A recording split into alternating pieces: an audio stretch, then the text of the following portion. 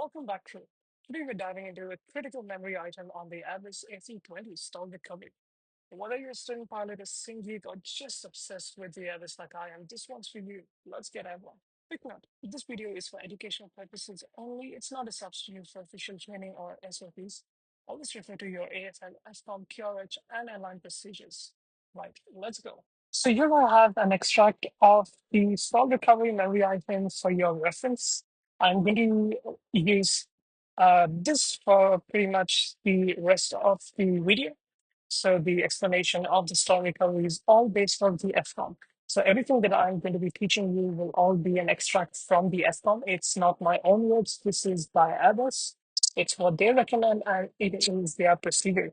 So you can use this as a reference. You can always look at your own company FCOM as well, because that would have a section for the memory items and which would include the stall recovery memory items. And it would be line by line word for word the exact same. Right. So feel free to pause the video in case you don't have your FCOM. Like, let's say you're preparing for your type rating or something, then maybe you might not have an FCOM at the moment. But yeah.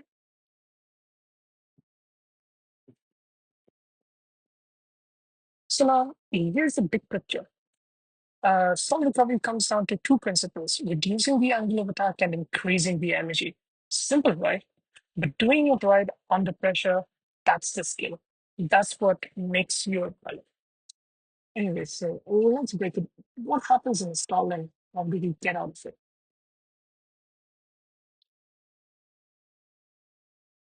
You know when you're in a stall when you hear Stall, stall, stall, stall, stall, stall, stall, stall.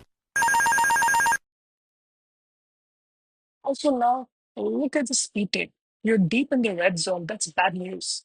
You might also feel buffeted and you'll likely get a master warning. This is your cue. React fast but stay smooth. This is very important while doing anything on the others.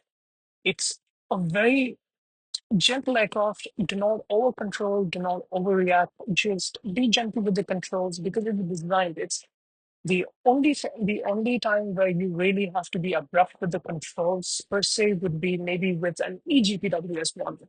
In that case, let's not get into the whole thing, but in that case, it would be pull up Toba. It would be pretty straightforward when you're doing an eGPWS, and that's pretty much the only time that I can think of when I would have been abrupt with the controls. But other than that, storm recovery, whatever emergency descent, no matter what, it's always react fast but stay smooth. Always remember that. So now, when we get this warning and we know that we have an impending stall or we have stalled the aircraft, that's when the pilot flying would say, "Stall, I have control." Right? Here's what the PF should immediately do, and it's memory items. So no QRH flipping allowed. Nose down, pitch control apply. Right? Nose down, pitch control apply. This would reduce the angle of attack, and this is your number one priority, even before adding power. Then bank wings level. We're not here to roll out like we're doing aerobatics. Level the wings, which would help with a coordinated recovery. Now, when the stall indications have stopped, thrust increase smoothly as needed. No aggressive slamming of the thrust because, and especially in a single engine scenario, you make sure that you're using rudder to compensate for the asymmetric thrust. But remember, this is in case of a single engine. Now, speed brakes, check that they are retracted because now the speed brakes essentially would give you drag, and drag is the enemy right now. So make sure that they are retracted. You're in. Flight path recover smoothly. Don't yank the stick behind your aircraft and your passengers as well.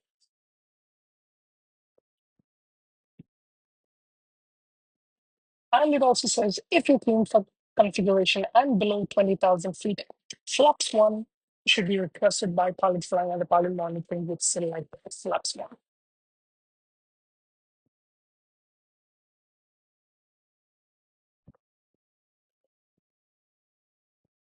Now, the reason we take flaps one is because in in case one where we are in clean configuration, you can see the stall margin is much more lower compared to stall margin is much more lower compared to the stall margin here.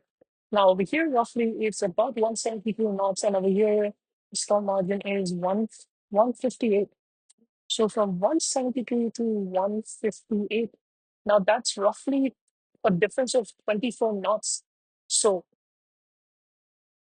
this little this little S on the speed tape just got you a little bit safer thanks to the flap extension.